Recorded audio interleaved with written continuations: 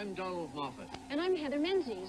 Logan's Run will not be on tonight. But stay tuned for the Charlie Brown special and the Fat Albert Halloween special. And we'll be back next Monday night.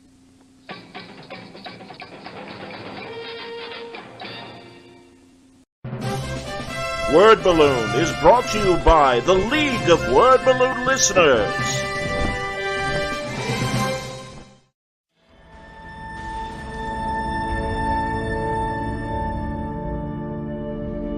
Working with Dr. Strange, I could really just embrace the earliest version of that character, which frankly looked like he was half English, half Asian in the way he was drawn in his first appearance. His eyes had a different kind of shape, and his whole aesthetic was really beaming the sense of Asian culture coming forward.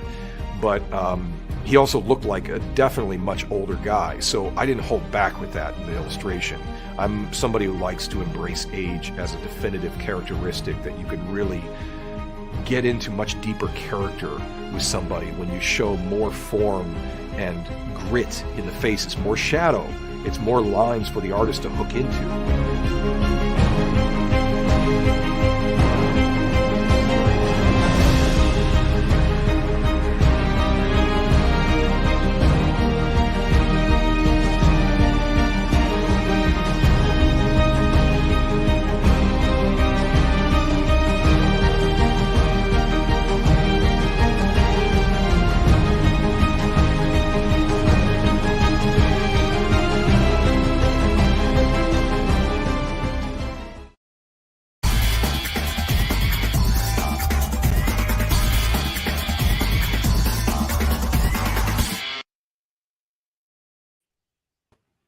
Welcome back, everybody. Time again for Word Balloon, the comic book conversation show. John Suntress here. Really happy to welcome back Marc Bernardin to Word Balloon. And although I've known Ron Salas for a really long time, Ron, is this the first time you've ever been on Word Balloon? This is the second, because I think we talked about $6 Million Man a while back. Yes. Yeah, okay, that good. was the first time I was on. All right, good, because I do feel bad when I have friends like you that I've known forever, and it's like, gee, I hope he's been on Word Balloon. I don't remember. And it's like, okay, that's a big relief. But great to see you guys. Welcome back. Oh, thank you. Absolutely. And I'm going to bring up the cover in a second. But right now, from First Second Books, you guys, is it out yet, Mark, or is it next week? The 15th of August, whenever that is. If we're going out live, then it's tomorrow. Yeah, it's tomorrow. That's great. Well, the audio people will hear it day of. But yeah, for the video people, yeah, man, it's tomorrow from First Second, The Messenger. A great Muhammad Ali graphic novel, wonderful biography. And I love the framing of it, Mark. Ron, you killed it with the art. I love black and white with gray tones. I just love that presentation. Is there a reason why you chose that for the book, guys? Well, actually, at the beginning, it was supposed to be it's not like totally gray tones. It was going to be blue at some point. I know that we had a number of different colors, like sepia, blue, brown colors. And then I think time and budget reasons made it gray tones. But I think I'm pretty happy with it. I like how it turned out. I think it looks beautiful, man. Absolutely. No, and it gives that kind of newsreel feel to it as well. And given that this is a 20th century story, I think it fits the subject quite well. Here's the cover, everybody. Right there. Good Lord. Messenger, The Legend of Muhammad Ali. Guys, and I do think like a lot of people, especially myself, so many of my memories of Muhammad Ali are in black and white. Because all that early fight footage, like the Olympic stuff, like all of that stuff was, at least it was received to us as the public in black and white. And so it didn't, like, oddly enough, it kind of just felt right. Even though there's a version of the book where, like, once you age into the 70s and the 80s and the 90s, you could have added color if you wanted to. But I think it actually kind of works. No, it totally works. Absolutely. I'm gonna show a couple panels from it as we're talking as well to really showcase Ron's art. Mark, or really both of you, did either of you ever have the opportunity to meet Ali? I never did. Like I always wanted to. Like he was a hero to many people. I won't say most because that would be overstating its popularity in certain quarters of the country. Sure. But it would have been great. Like I've spoken to people who have, and every conversation is just one of, and especially him in later life, is one of this odd mixture of, is he one of the great like prankster trick gods of the 20th century, where even when like he even when Parkinson's had its sort of full grip, like he was still funny. Like he could still just like pull one over on you. He would still use your impressions of him as a weapon to just kind of subvert everything. And that, it would have been great. It would have been great. You'll allow me to bore you guys for a second, and maybe Word Balloon listeners have heard this before, but when Ali has come up in 1991, when I was still covering boxing for radio and for print, I went to an ESPN card in Notre Dame, in Indiana. Shame on me, where Notre Dame is. And it was a ESPN card. Harold Brazier was a good junior welterweight top contender, and he was headlining the bill. And I was talking to the promoter. He's like, "Hey, Ali's coming." I'm like, "Yeah, right." And he's like, "No. Berrien Springs is only, like 45 minutes away." And he goes, "No, he's coming." And I go, "Okay." He goes, I'll make, and I was writing for Boxing Illustrated at the time. And he's like, I'll get you a few minutes with him. And I'm like, no fucking way. I'm like, this is going to be amazing. So he came mid-fight when one of the preliminary fights were going on. It was like the Queen entering Wimbledon. Everybody stood up, massive standing ovation. When Ali sat down, everybody sat down, went back to watching the fight. I was amazed the fighters could keep fighting because, oh my God, Ali is walking into your arena. And it was great. And just like you said, Mark, he was still very into close-up magic. And we had an amazing conversation. It was right before Evander Holyfield fought George Foreman. Mm-hmm. We wanted to get his point of view. And despite the stammering and the Parkinson's, he was clear-minded. He had great analysis. He's like, listen, I'm not saying George is going to win. However, George is a very different fighter than he was when I fought him in the 70s. And he went into the style, and he's like, George takes his time. He didn't take his time with me. That's how I beat him.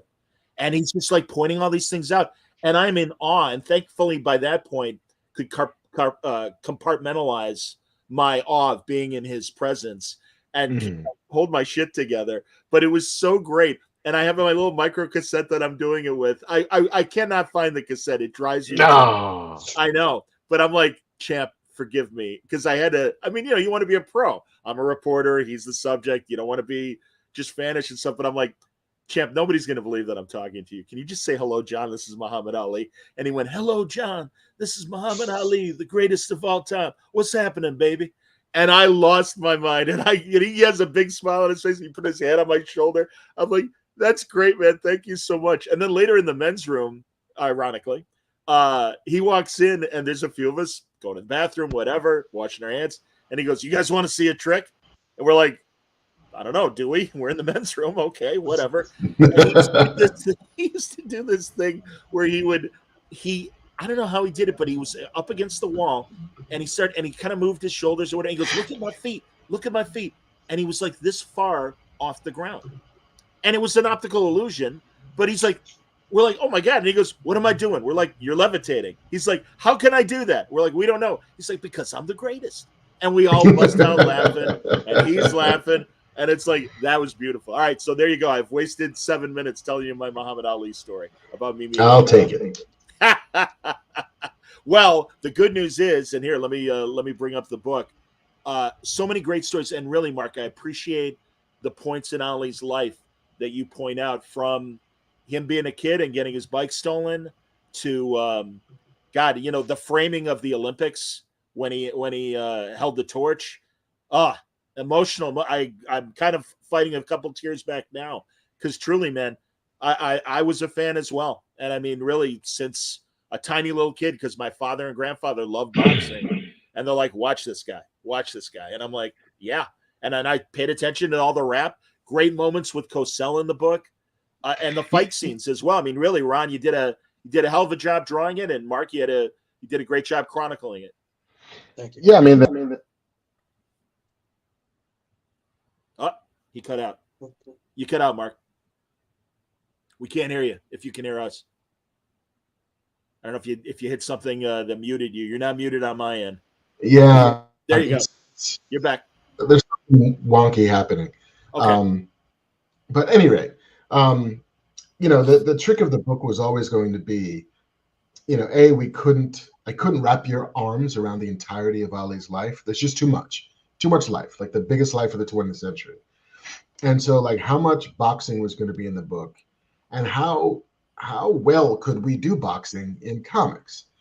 Like it's especially Ali, because it was so much about speed and so much about just energy.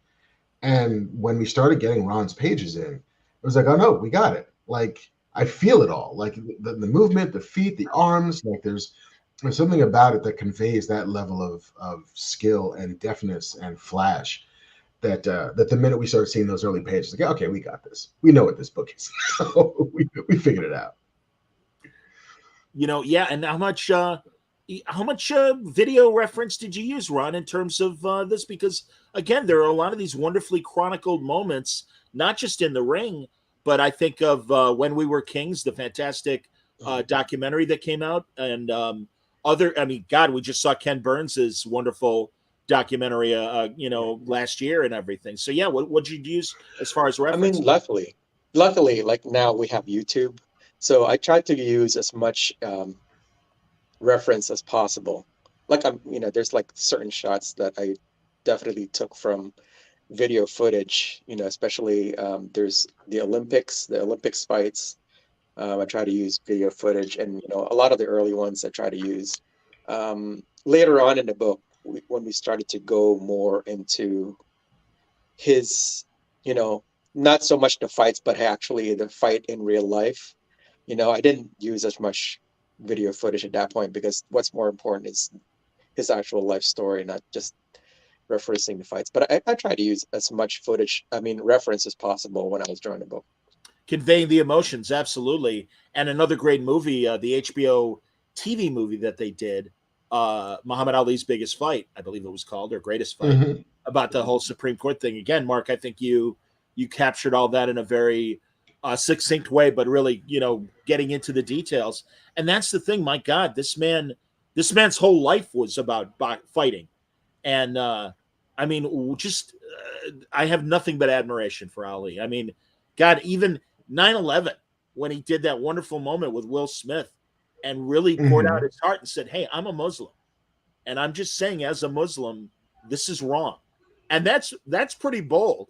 I mean, even though obviously he was on the right side of the whole thing, or as far as I'm concerned. And but really, it's like, hey, man, he was not afraid. And God, what a complicated relationship with the Black Muslim Church as well. I know, Elijah Muhammad, a great patron of his, and then really, Herbert was going to take over after Muhammad. Right? It was it was the other brother. Herbert was Ali's manager, Elijah's son, but the other brother was going to did take over the church for a while before Farrakhan took over the church. Yeah, and just dealing with a man of faith and the way that faith is tested, and the way he still found to be that man of faith, like have less faith in the people and more faith in the faith itself. And I think that it's the story of boxers since the beginning of time, right? Like they surround themselves sometimes with the wrong people who have the wrong agendas, and be that businessmen, be those trainers, be those managers, be those whatevers. And in Ali's case, a lot of that was, unfortunately, members of the Nation of Islam who had different ideas for what he represented. And so for him to be able to weather all of that and remember who he was, and remember what made him special, and remember the sort of the solace he found in Islam, for him to suddenly just blossom into his own person and still be a Muslim and still be a proud Muslim. But and it's a beautiful story. It's a beautiful story about and I'm not a particularly religious person at all, but to still be able to encounter somebody whose faith is that strong that it can kind of weather any number of storms and still find his way through at the end, I found really moving. I agree with you, man. Yeah, it's the trials of Muhammad Ali for real. I mean, yeah, he just had that kind of life, and my God, to lose 3 years of his prime, as far Yeah. as of physical best moments, because he believed in what he stood for, and could have easily, for people who don't know and will read likely in the book, Ali refused to be drafted, and as a consequence, Mhm. lost his boxing license. And much like a previous champion, Joe Louis, could have had a very easy life in the army of just, hey, we want you to go and entertain the troops in very Mhm. USO sort of ways, and just be this kind of PR thing. And no, man, Ali was serious about his religious convictions and said, no, the Quran says we don't do a war unless it's a holy war. This is not a holy war. And Yeah. it is amazing. Again, that's why I think again, I can't put myself, I mean, I was barely alive. I mean, I was born in 64. I remember the first Frazier fight because it was such a Yeah. big worldwide deal. And again, like I said, my grandfather and father were massive fight fans, and they were Frazier guys. I'll even say that. So as a little kid, I'm like, all right, Joe Frazier, sure, absolutely. But as the 70s progressed, and you just saw Ali and those wonderful conversations he had with Cosell, also depicted in the book, um, you just got to know the guy, and you appreciated his authenticity. I mean, that's something that I always stress, and I'm sure you guys feel this way as well. When people ask me about podcasting, it's like, be yourself, because that is the greatest thing. I think you and Kevin Smith do that, Mark, on your guys' podcast. But it's like, you got to be authentic. You really got to be genuine. Ali was always genuine. Yeah, I mean, the only currency we have in the world is our authentic selves, right? Is to be who we are. And if you can be in contact with that, if you can understand that, and you can find ways to portray and communicate that, that's what makes the engines go. That's what greases every wheel. Is, oh, I'm coming to this person, and this is who they are, as opposed to this is who they're pretending to be, this is who they like to be, this is just who they are. And so, I mean, the Ali and Cosell conversation was, I mean, it's an amalgam of like 30 different conversations they had on TV and on the radio and in print and all of that stuff. So it was just finding a way to like, this is that chapter, we're doing this. And so let's just get all of it in there. And like the heavy lifting, I mean, like Ron has to draw two guys talking for like 20 pages and make it interesting. And that is a challenge to say the least. And like that chapter never slows down. It never looks boring. It never looks staid. There's always a different angle. And that's just all Ron going to work. No, you did a great I job. mean, you say that, yeah. I mean, you say that's a challenge, but for me, those are my favorites because, like, I can really there's hardly any backgrounds, so I don't have that challenge. I just have to have two people talking and the emotions and the interplay between those two characters, and those are my favorite things to draw. So that was a pleasure to draw that whole chapter because it makes it easier for me. So thank you for writing that chapter. That was great.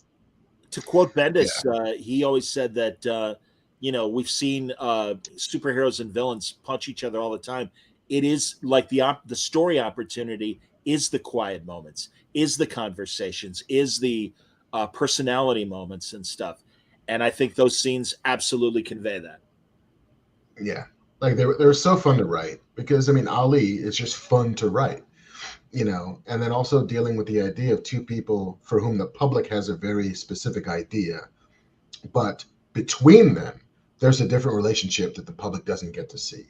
And so getting to play those two levels of, and in the chapter, not to spoil very much, but even Cosell would come out and say that like, I beat up on this guy for the last 25 minutes because that's kind of what you, the audience, expected. But you should know this about my friend. And that stuff was great. And even to discover it and then to be able to write it and have Ron draw it was awesome. Completely agree. No, Cosell was a titan, and really most of the press was anti-Ali. They thought he was arrogant. They thought he was too arrogant. I mean, even from the moment that he fought Liston, there was just this real dislike. Being part of the Black Muslim movement did not help from a general public point of view. And it was really interesting to go back to that time and really see that Cosell was one of the few voices that is like, no, this guy has a legit gripe, and we should listen to him beyond him bragging or watching him fight. This guy has something to say, and that needs to get out there. And I don't know how many minds it turned at the moment, but I do think over the years, and really the Foreman fight, another big moment, that is kind of, I think, where the public really fell in love with him. And I think even more fans grew to his side and appreciated the comeback. God, I don't know if you saw it, Mark, but I remember as a little kid watching Wide World of Sports like the week or two before the fight, where Cosell is like, a comeback at 33? Muhammad Ali, this giant in his prime, George Foreman. I don't see it. I mean, none of us saw it. And God damn it, man, the guy just the rope it open, and man, just the way he literally laid back and let Foreman beat the hell out of him, and then turned it on and just, I mean, it's no one ever gave Ali the credit for being a good puncher.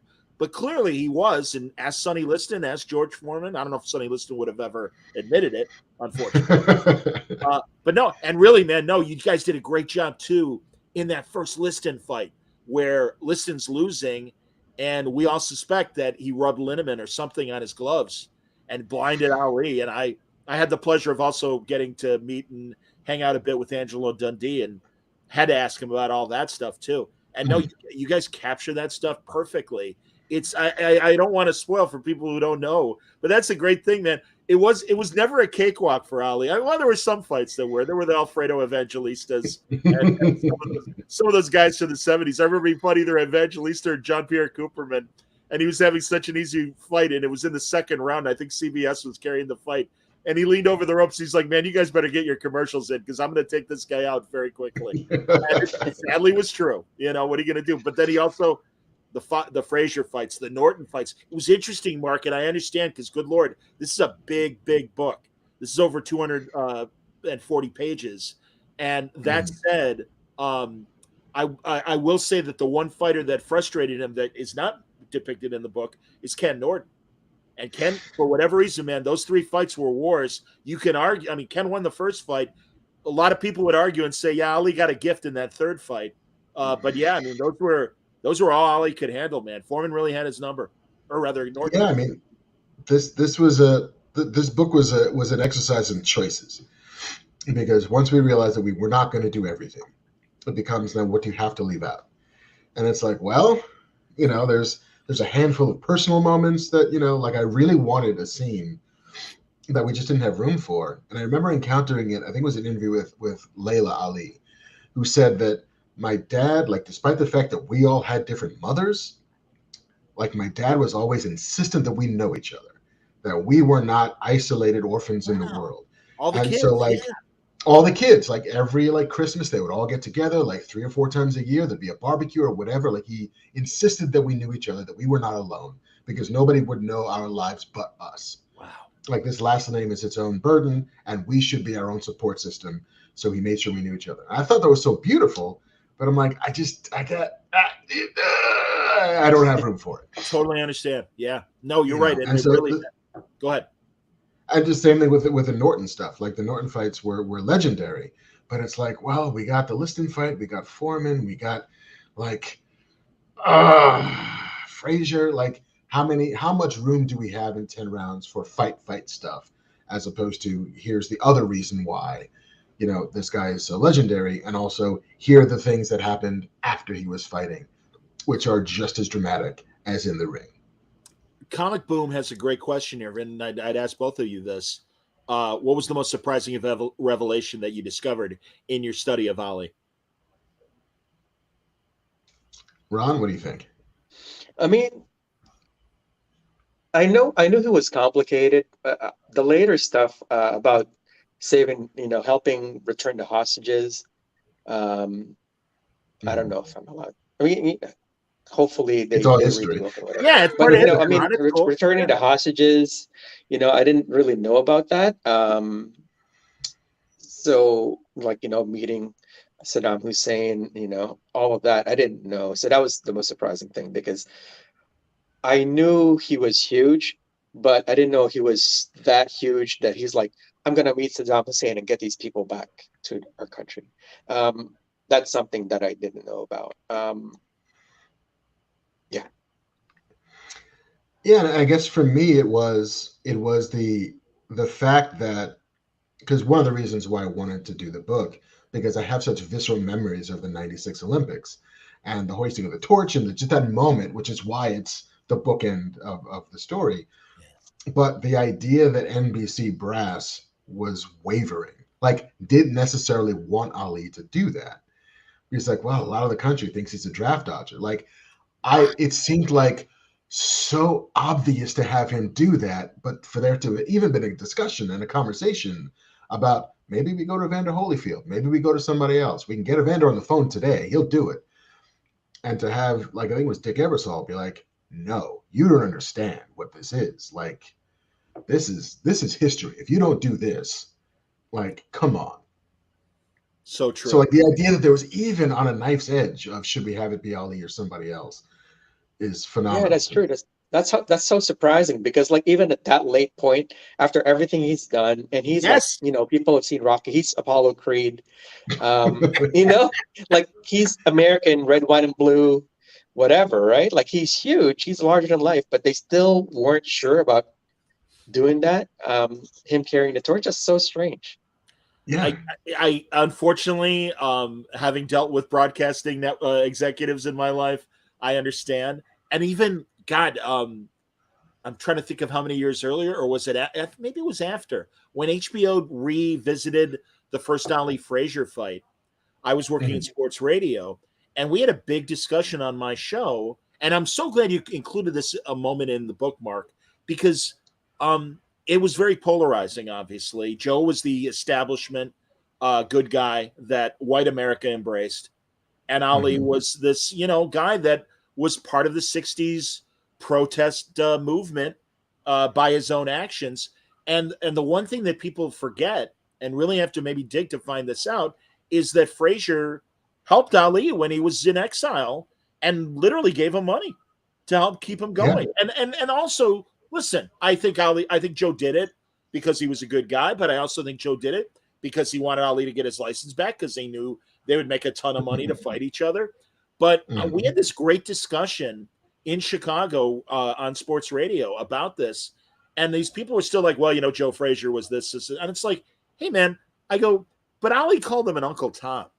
And that's pretty goddamn low. And it's like, I'm like, God, or even in the HBO documentary, Brian Gumbel had written an article for Sports Illustrated, Joe Frazier, white champion in a black body, or I'm kind of screwing up what the title was. That was the intent. And it's like, yeah, there was those kind of intense feelings on both sides. And I'm just like, listen, I love Ali, but the one thing I wish he hadn't done was call him an Uncle Tom. And I know he was ginning up the marquee and the idea for the event in that classic wrestler way that he learned from guys like Gorgeous George, which is smart. But it's like, I get why Joe Frazier never really forgave him for that, because it's really kind of one of the ultimate insults. Yeah, like you didn't have to do that. You could have said anything else. You didn't have to say that. And that is a hard thing for somebody to forgive. I hear you, man. No, I hear you. Here, Target Talk. I like this name. Welcome, Target. One of my fondest memories was reading the oversized Ali versus Superman comic while recovering from pneumonia. That comic made my 7-year-old self an Ali fan for life. Great comic. And I had the pleasure of talking to, the great Mark, I bet is looking for his copy on his bookshelf right now for the audio audience. But I had the pleasure of talking to Neil and Denny O'Neil. There it is. There's the great reproduction of it. Boom. Oh, I'm zooming in. There it is. Come on. Good Lord. And I'm sure you both know that Neil aped his own cover for ESPN when they did the Sports Century cover for the ESPN magazine. And it was Ali fighting Jordan. And it's like, and even Neil's just like, listen, I love Michael Jordan. He's an amazing basketball player. There's only one Muhammad Ali. And it's true. I don't think any athlete, especially in today's environment, would achieve the same kind of fame and also put his rep. I mean, Colin Kaepernick is the closest thing I can get to a guy that is willing to stand by his principles, sacrifice what he did. I mean, to me, it's there's really no one in comparison to Ali. Yeah, I mean it's super super difficult to find a comparison because even like Colin Kaepernick, who 100% has been blackballed from the NFL for taking a knee repeatedly, um, was never as famous as Ali was. No. The stance is as strong, and he's given up as much, but he was never at Ali's level, No. kind of ever. And it's hard to find that person because there's so much at stake. There's so much going on. He would be like, I mean, Michael Jordan is the only other one. And for Michael Jordan, like he never said a bad thing about anybody. He never took a stance on anything because he had to sell sneakers. Or even the NBA's position with China and Yeah. how they really want to be in that market. And yeah, there's a lot of great NBA stars that aren't going to tell you their real feelings.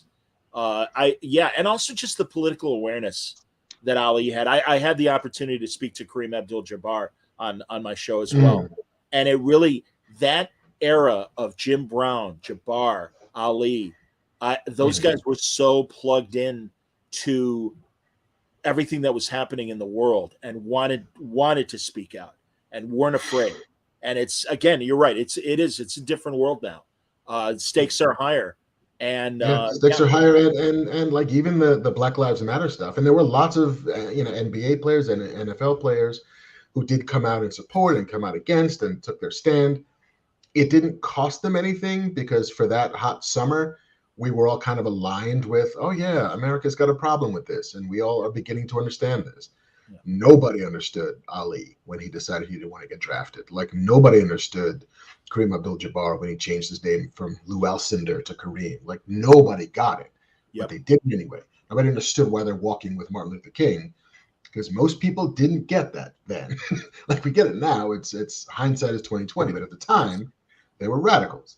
And there was quite a bit of friction from the public and quite a bit of resistance from America to like, why is this Heisman winner, walking in these line with these guys? Why is Jim Brown doing this stuff? Why isn't he just carrying the ball? And right. And it is hard to overstate just how much at risk they were at that time. Yeah, people might remember 20 years ago the Dixie Chicks of all people getting the grief that they did, and that documentary Shut Up and Sing. And that was really, I mean, even then, God, Mark and Ron, both of you, I truly, we're old enough to know the before times, and how insane the last 20 plus years has been. And I don't know, Mark and Ron, you're a little younger than me and Mark. I know Mark and I are close enough in age, but still, even I would agree with you. I would think you as well. I don't know, man. When we were kids, I kind of thought with all the bullshit of Watergate and Vietnam and God, to of all people to quote Ronald Reagan, trust but verify.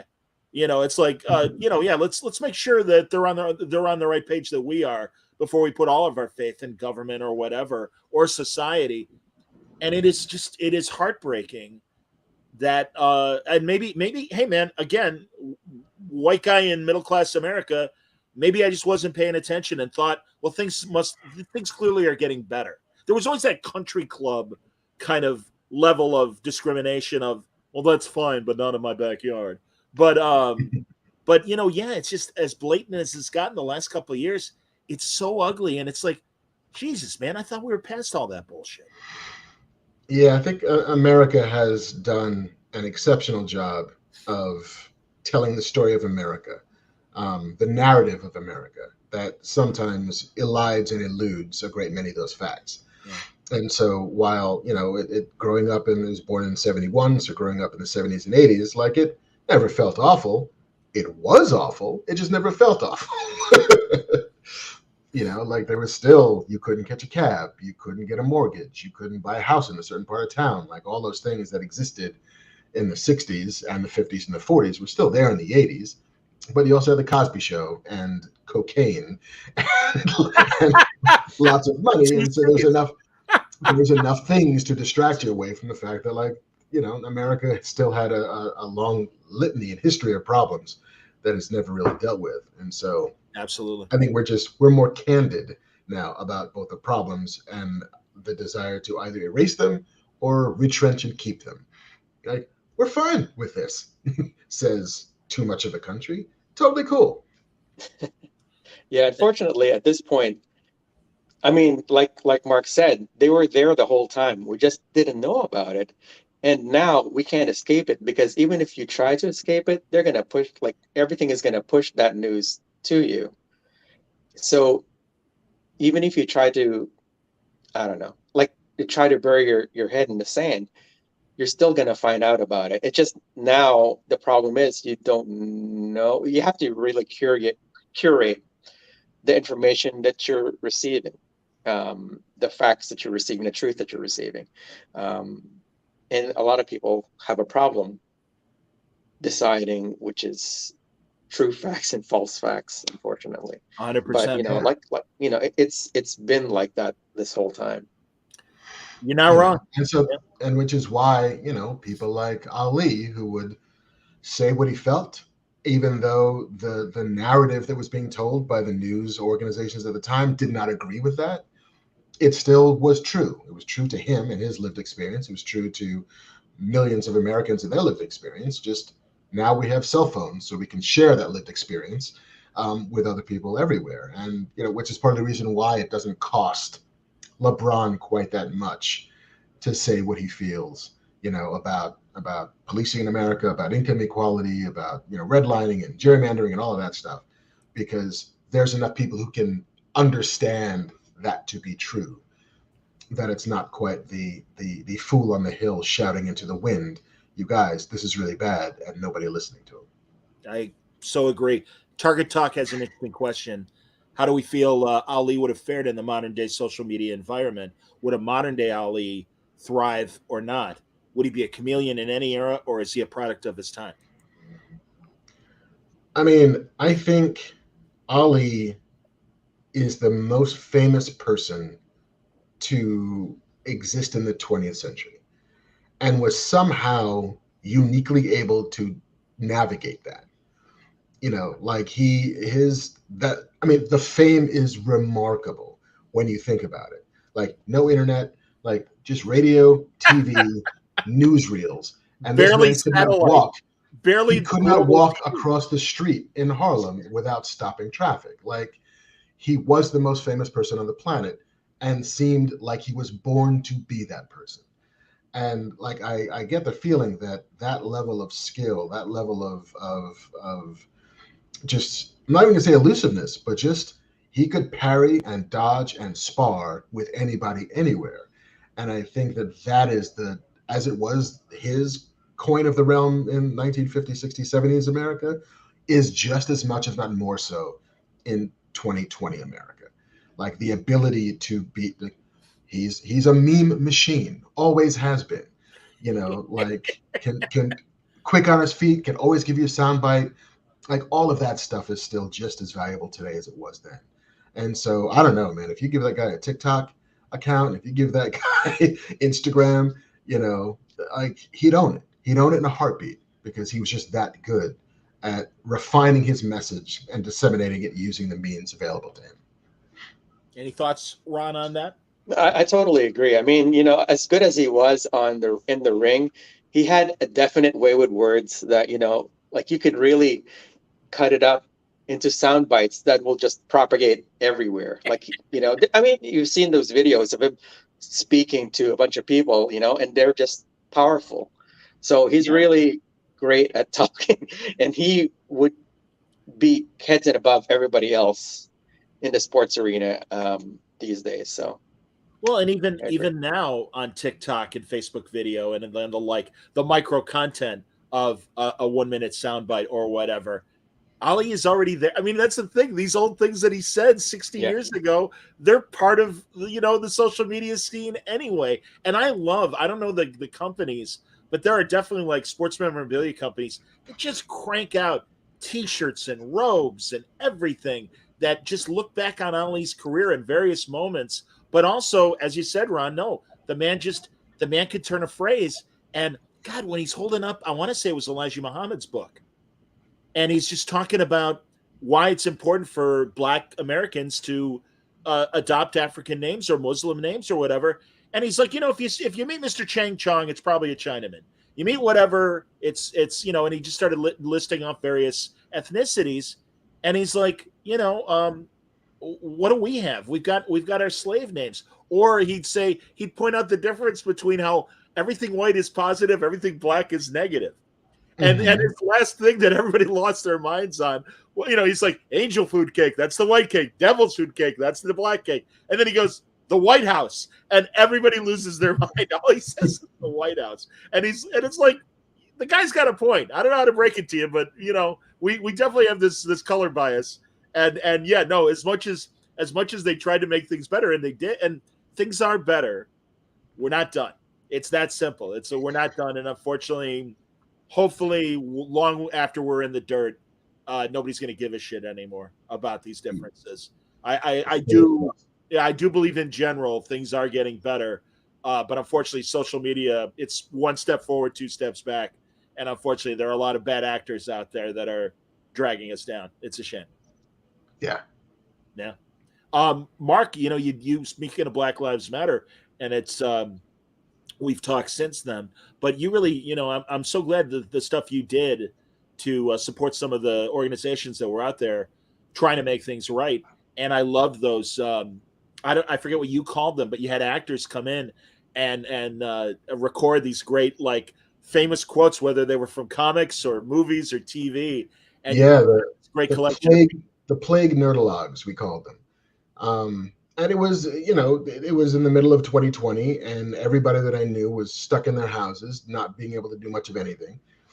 And, we as writers weren't really, like, I could still kind of work, but it wasn't the same. But every actor that I knew couldn't be on a set. And so they were doing, like, animation voiceover stuff and, cartoons and commercials and whatever, but they were actors with instruments they couldn't wield.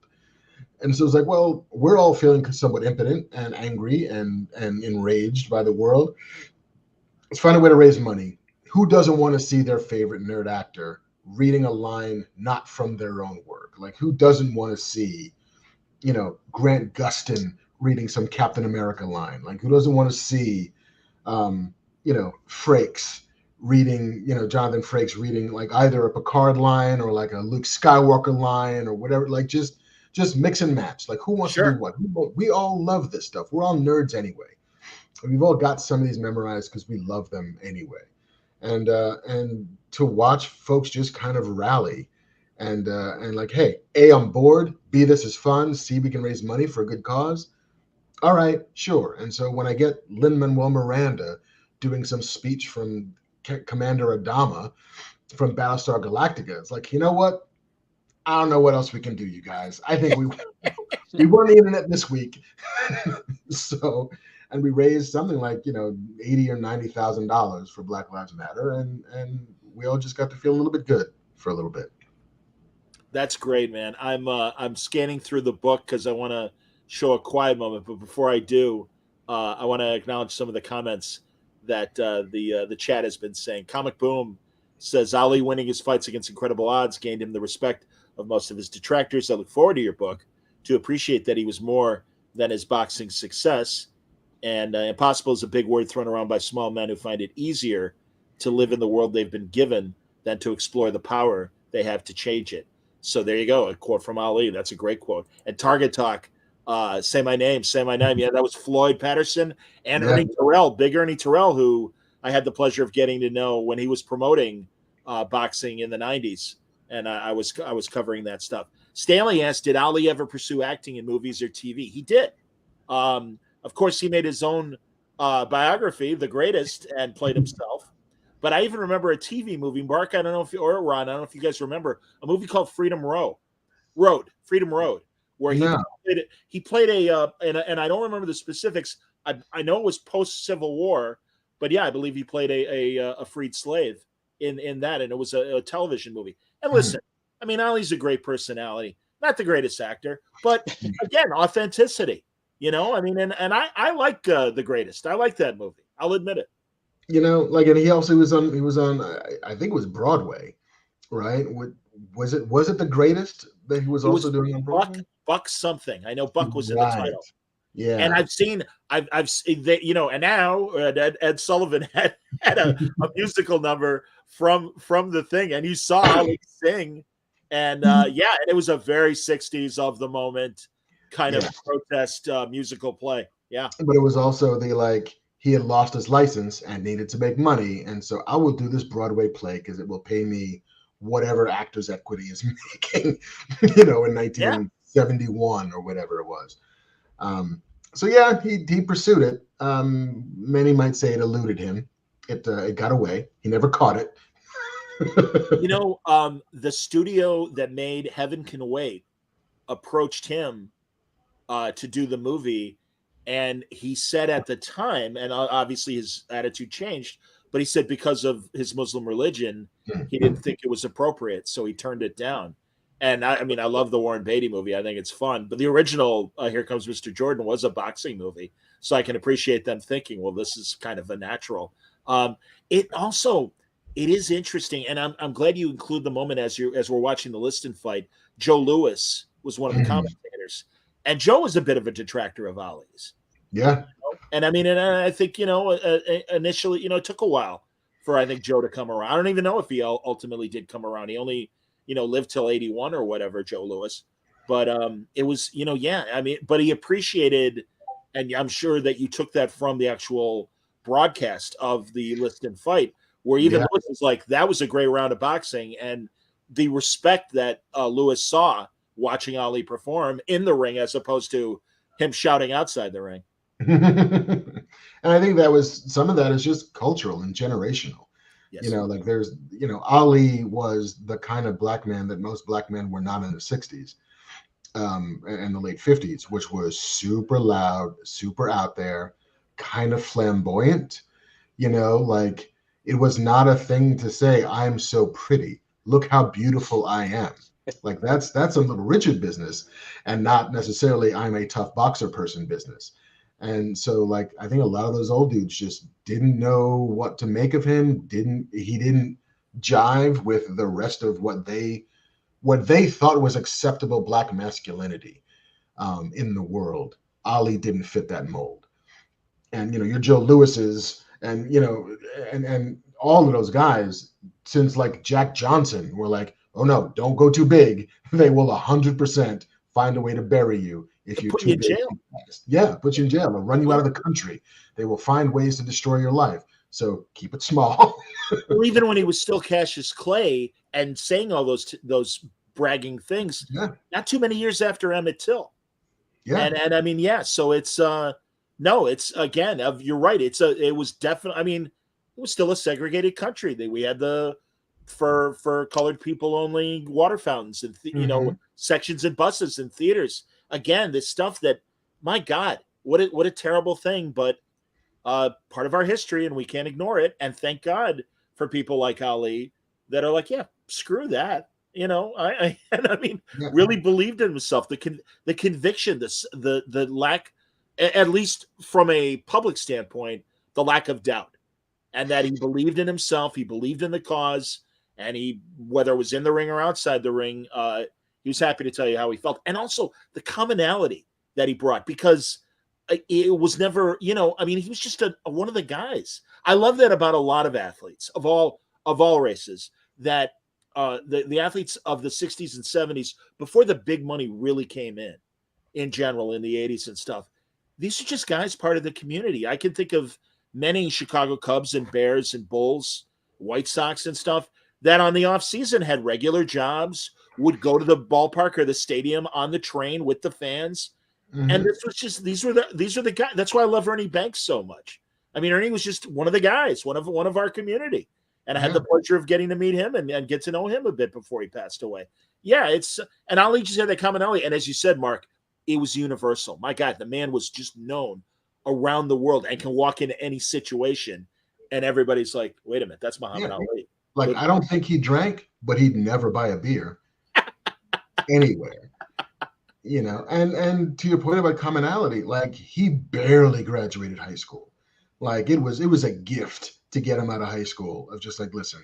And I think it's in the book where it's like, do we want to be the people who didn't graduate Muhammad Ali. I mean, Cassius Clay at the time. It's Right. like, he's going to be a champion of the world. Do we want to be the high school that held him back a year from joining the Olympics with gold medals? Like, just wave him by. You guys just get him out the door. But there was a relentless intelligence and intellectual curiosity about him, where he taught himself the world in a way that education, formal education, would never grant any of those skills. And just, I'm not going to say he invented rap, but he's close to it, you know, like, and his just, I mean, some of the quotes that people have been throwing in the comments, like, here's a brilliant man who just found his way to brilliance, just irregardless, which is also not a word, of formal education. Bad, fast. Last night I cut the lights off in my bedroom, hit the switch, and was in the bed before the room was dark. Absolutely, man. No, the people would not believe when they paid their money that they would see a total eclipse of the sunny. I mean, come on, man. You gotta love this guy. And man, I'm sure you guys saw it. The Steve Allen, when he was on the Steve Allen show, and Liberace was on with him. And Liberace's like, I'm gonna just play something. You just talk. It'll be fine. And literally, they were creating this musical poetry moment that, it was just Ali, like, just doing his stuff. Brilliant man. And you're right, man. Well, really, originally was classified for the draft, I want to say, like 1Y, which I guess meant physically, able to fight, but not the smartest, bulb in the box. So yeah, maybe not. And then all of a sudden, got designated as 1A. Yep. And that was part of Ali's like, wait a minute, I'm the same guy. What the hell just happened? I didn't just get smarter. Yep. No, it's really amazing. Here at Comic Boom, on the surface, Ali could be mistaken for a braggart, but he's remembered as someone with a very healthy self-image. That confidence is reflected in different ways by many of today's fighters. Yes and no. I mean, honestly, I think, they get all the gloss without any of the substance. And I say this as I'm still a massive boxing fan. I am disappointed by what we get today as far as Floyd Mayweather, brilliantly talented fighter, would never take anything away from him in the ring. Kind of like Ali, wanted to be the heel, but Ali always did it with a glint in his eye and a smile. And Floyd, God, I just heard Jim Lampley in an interview say, it's like, no, Floyd by design wanted to be hated. And that's just kind of the role he wanted to take with everybody. And that, again, it's a choice, whatever. And certainly, undefeated record and one, great wins and the best of his era, hands down.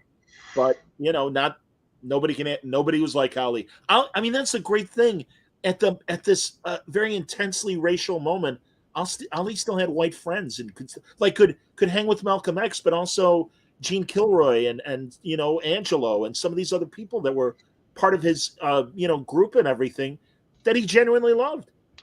Yeah, I mean, there's a difference between wanting to be hated and not minding if you're not liked. And I think Ali was never, like, for as famous as he was and for as courting of the spotlight as he was, did not mind it if you didn't like him, but didn't go out of his way to make anybody hate him. It's like, I believe what I believe. I'm going to say what I'm going to say. This is the way I promote a fight. You can not like me. You can not like, that I brag this much, but it's not bragging if you can back it up, right? So like I won more than I lost until I couldn't fight anymore, and then I find other fights to fight, and I think the elder statesman Ali was just as tough and just as tenacious as the younger Cassius Clay. Just he found different fights. Target Talk asks, did Ali improvise all the time, or did he rehearse his lines? He always seemed like words came natural to him. I'll let you guys answer this. I know the answer. I'm pretty sure that it's 50-50. Yeah. Like, that it's, there's some things the day before. It's like, flow like a butterfly, sting like a bee, rumble. You like, some of that is we talked about it. Then the Rumble Young Man Rumble is its own brand new on the spot. Like, we're just doing this because it feels call and responsey. But, I feel like he's like any good hip hop artist, which is, I'm going to know the lines, but if you want me to freestyle this, if you're just going to give me a beat and want me to go off the dome, I can do that too.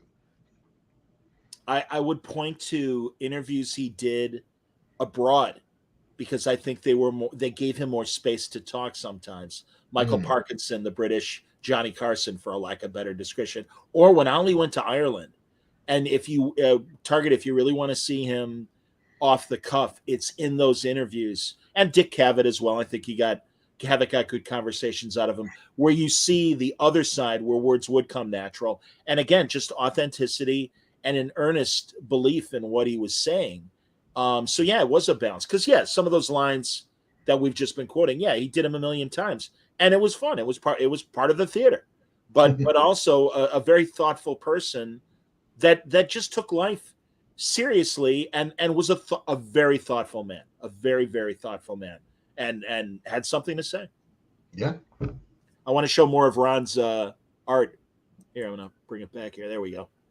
This is the scene where the U.S. asked him to go to talk to Saddam Hussein and everything and see what he can do about the hostage situation in Iraq. Pretty amazing, man. Again, quiet moments, but very much part of, who Ali was. And also by then the government saw the value in Ali and are like, you please help us. And as opposed to someone who would have had every right to go, F you, my God, you tried to jail me. You took away 3 of my years. This is a great man, man. Who's like, no, this is a good cause. I'm with you. I'm in for this. I can do that.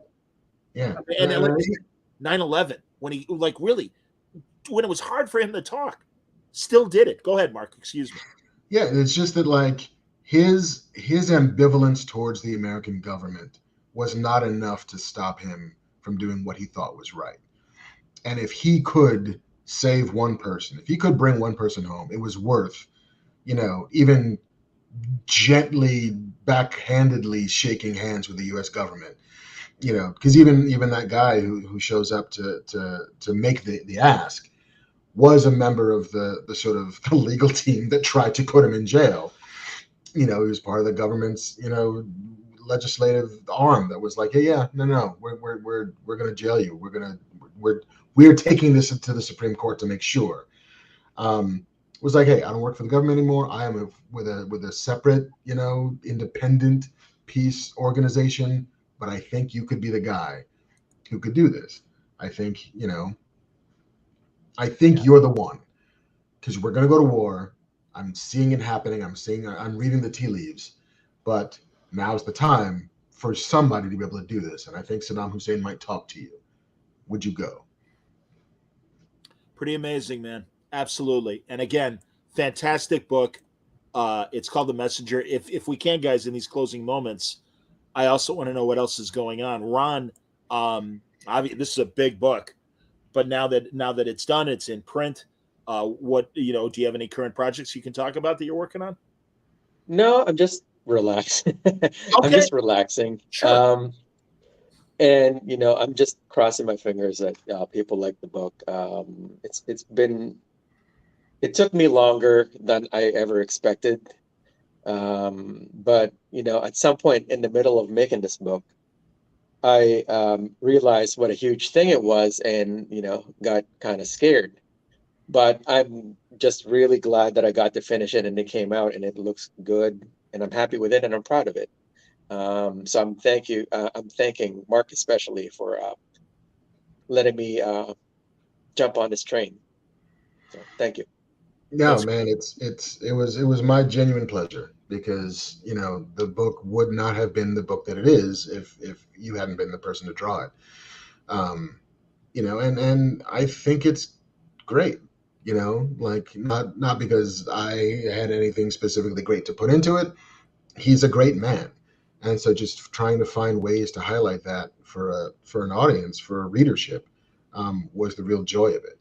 And so, I hope people dig it. I hope people like it. I hope people respond to it, because that story is, as they used to say, now more than ever, just as relevant as it has ever been. And so, yeah, just hope people dig it. What else do I have happening? There's a couple things I can't talk about for reasons of, NDA relationships or what have you. Okay. But I think, this is the big deal for now. I've got another collection of a comicsology book that I did called Census, which comes out in January from Dark Horse. Getting to work on the distillery book that I'm doing with Ariella Cristantina. Yeah. Hey, congrats, man. No, I'm glad that David and Chris, or rather Chip, has you as part of the distillery group. So that's great. Yeah, no, they're great people, and doing Adora with them at Comicsology Originals was a wonderful experience. So when they're like, "Hey, do you want to hop on board this distillery train?" I said, "Yes, I do. Yes, I very much do." So that'll be coming in 2024, and yeah, man, just sort of getting my steps in on the strike line. Hoping for a resolution, which seems today more possible than it had in the past 100 days or so. Great to hear. So, here's hoping. Yeah, man. Knock on wood. Well, and Word Balloon listeners know I'm a SAG broadcast member. And so luckily I get a little news broadcast special dispensation to still operate despite the, the frontline guys that are, and women that are, under the restrictions that the union has put on them in terms of what they can do work-wise, what they can do even talking about work. Right. So, it sucks. I mean, I won't deny. I was going to do, as a former Picard writer, Mark, I was going to do 2 panels at Terrificon in Connecticut with Star Trek people. And it's like, God. And I'm like, all right. Like, but you can still meet them and talk to them in the green room. I'm like, all right, fine. So, I mean, I'll do that. But... Oh, great question, Stanley. I'm so glad you brought this up because IDW is doing such a great job with the Star Trek books that they do. Would you ever want to write a Star Trek book? I mean, I don't know if I would say no, but I also don't know if I have like the burning Star Trek story to tell. I think that the joy of working on Picard, which is similar to the joy of working on any TV show, is the collaboration with all of those people.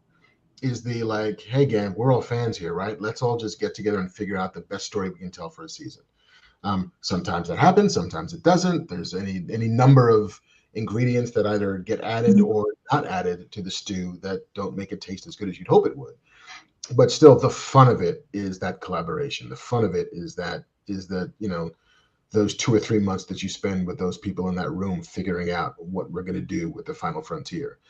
And so I'm not sure it's as much fun solo as it would be with that group. But, should I ever stumble upon the like, you know what? Here's a Star Trek story I want to tell.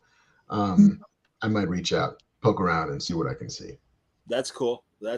Ron, beyond any comic book gigs, are you still doing commissions on your website? I'm sorry. No worries. And really, Ron, I feel bad if I'm keeping you from work. I don't want to mess you up. No, I'm good. But I was it's just my phone is about to die. That's all. Oh, I see. Well, all right. For your website, are you still taking commissions? Where can people go to buy some art from you? Because really, your stuff is amazing. Yeah, I mean, people can just go check out my website. I do commissions occasionally, but like I said, I'm just relaxing right now. So, Ron Salas Art. They can check it out. Is it ronsalasart.com? That's it. Yep. Beautiful. Make it easy for everybody to find me. SALAS, everybody. That's great. David asked, did Ali write his own material? Well, some of it, but we also know, and I'm going to let Mark say, who also helped him write some of his poems and stuff. I'm not saying nothing about nothing. Yeah. If you want to pierce the illusion, John, go for it. I'm going to let. Well, I want to give Drew Bundini Brown the credit for helping him with some of his rhyming and stuff. And because boy, truly, what a tragic figure that guy was. Lived a lot of the highs when he was part of the Ali entourage, but had a very unfortunate ending to his life and pretty tough times.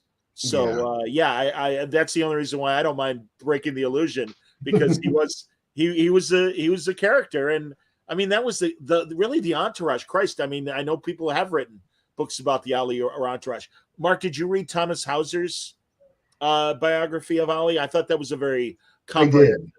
I did. Yeah, there were a couple sources. That was one of them.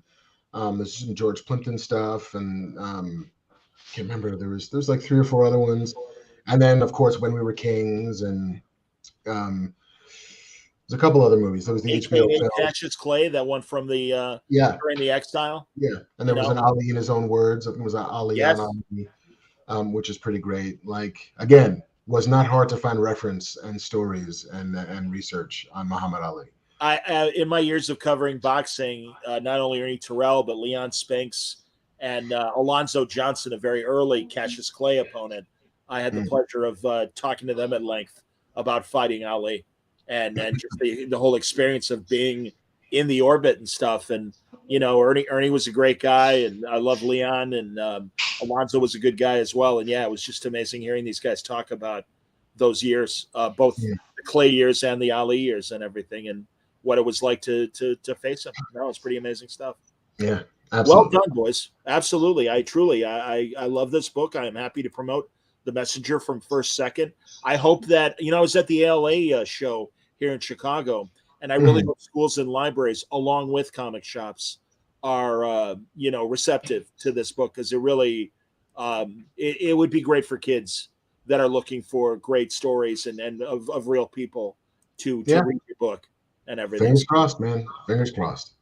Well, here's hoping. Everybody comes out on Tuesday, the 15th. Yeah. Yes. So order it. You know, you can order it through Amazon or local bookstores or your comic shop as well. If they haven't already gotten the book, make sure that they get it, and absolutely support this book, man. And everyone's being very nice and saying that they've learned so much, and Langley says that it was a great conversation. I appreciate that. We try, man. That's all I can say. And these guys deliver. So what's next Fat Man on Batman? When is it, Mark? Oh, man, I don't know. What is it now? It's Fat Man Beyond, right? Fat Man Beyond. Sorry about that. I know for sure we're doing one on the 25th of August in New Jersey at the Smog Castle Cinemas. I'm not sure when our next LA show is going to be because Kevin is bi-coastal, but we'll figure it out. Okay, and I have no doubt that despite the SAG restrictions, you'll find other things to talk about. We seem to always find a way. So yeah, even though there's not a ton of news, we'll make a show. Sounds great, guys. Yeah. Thank you as always. Thank you, John. You know, you're both welcome back anytime there's something new. Mark will probably have to do something for Distillery and the Dark Horse release of the Comixology stuff. So yeah. I'll be bugging you when it's closer to that. And Ron, anytime, man. I'm so glad you're back, and it's great to see you.